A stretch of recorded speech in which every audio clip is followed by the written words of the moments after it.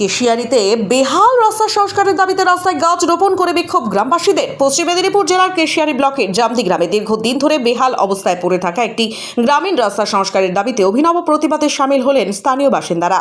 রাস্তার উপর ধান গাছ রোপণ করে বিক্ষোভ দেখিয়ে দ্রুত রাস্তা মেরামতের দাবি জানান তারা।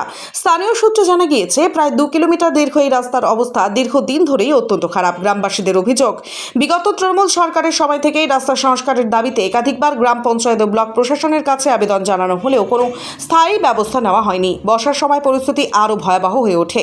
সামান্য বৃষ্টিতেই রাস্তাটি কর্দমাক্ত হয়ে পড়ে, ফলে যান চলাচল তো দূরের কথা, সাধারণ মানুষের হেঁটেও চলাচল করা কঠিন হয়ে যায়। এর ফলে স্কুল পড়ুয়া, প্রবীণ মানুষ এবং নিত্যযাত্রীদের চরম দুর্ভোগের মুখে পড়তে হচ্ছে। বাধ্য হয়ে বহু মানুষকে ঘুরপথে গন্তব্যে পৌঁছাতে হচ্ছে।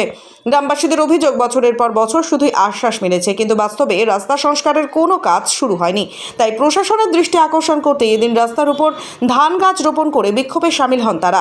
স্থানীয়দের দাবি, সাধারণ মানুষের দুর্ভোগের কথা বিবেচনা করে অবিলম্বে রাস্তা সংস্কারের কাজ শুরু করা হোক।